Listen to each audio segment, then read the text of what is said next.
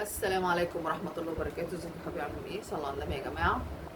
واحدة بتقول ان احنا كنا عازمين اهل خطيبي عندنا، فبعد ما كنا وقعدنا وكده فبابا بيقول لحماية احنا طالعين مصيف الاسبوع الجاي. قال له احنا كمان طالعين الاسبوع الجاي، ما تيجي نطلع سوا؟ قال له لا ما ينفعش. قال له ليه؟ احنا عندنا شقتين في اسكندرية، احنا ناخد شقة وانتوا تاخدوا شقة.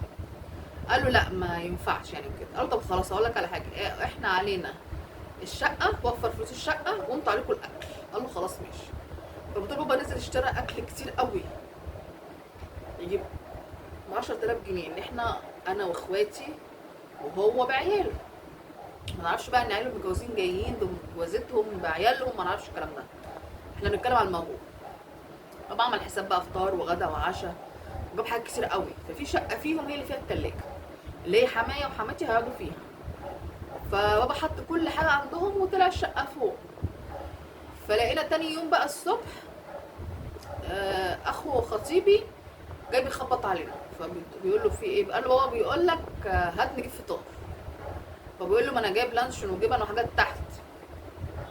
راح قال له لا احنا بنحب نفطر فول وطعميه. فبيقول احنا في حته سياحيه فالحاجه غاليه، فالمهم بابا اداله. هنبقى على الشاطئ.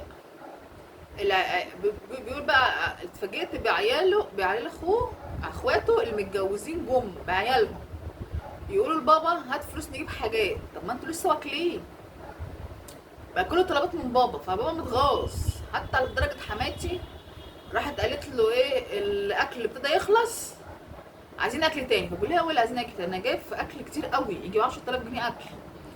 قالت له ما احنا المفروض الاكل الغدا احنا كمان بنتغدى ونتعشى، مش بنتغدى، مش بنفطر ونتعشى جبن، لا احنا بنتعشى اكل. فخلاص خلص هات لنا تاني. قال لهم لا انا ماشي. فبيقول ما قعدناش غير 3 4 ايام، بابا لقى الدنيا هبل كده، مصاريف كتير قوي وبيطلبوا بجاحه. فبعدها بكام يوم راح اخته طالعه برضه تقول له عايزين نجيب فطار، قال لها احنا ماشيين. وخدنا بعضنا ومشينا. وخطيبي بيرن عليا بيقول لي انت كسفتي، انت ابوكي كسفني قدام اهلي. ازاي يقول لها احنا ماشيين؟ كان قبل ما يمشي جاب لنا حاجه طلبات في الشقه. انا شايفه ان خطيبك واهله دول بجحه بجحه بجحه. يعني ايه هات لنا فطار وهات لنا حلويات وهات لنا وهات لنا وهات لنا؟ ايه ده؟ مفيش حاجه اسمها كده. انت عزمت بالشقه يبقى تسكت، كتر خيرك. هات اكلك واعزمه وهو يعزمك، وبعد كده خلاص كل واحد مع نفسه.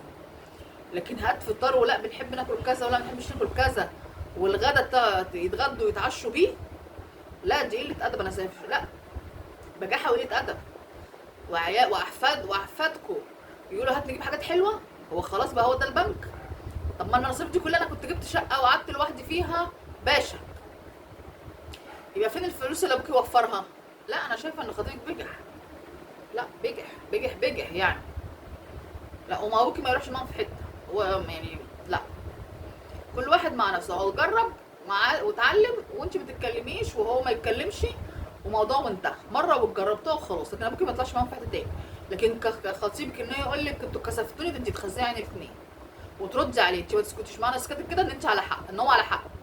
لا ردي عليه وقولوا انتوا عالم بجحه، محدش بيعمل كده. ما انتوا عرضتوا علينا الشقه وقال له هتوفر فلوس الشقه وتعالى، فين التوفير اللي وفره؟ ده صرف اكتر من اللي هو هيجيب شقه لوحده ولا شاليه لوحده. لا ده اهل خطيبك دول بجحه، وخطيبك بجحه اخر. كبري دماغك واسكتي وما تتكلميش وما تقوليش حاجه لابوكي. كفايه اللي ابوكي حصل. يلا لايكات بقى، وسلام عليكم، وفيديو جديد.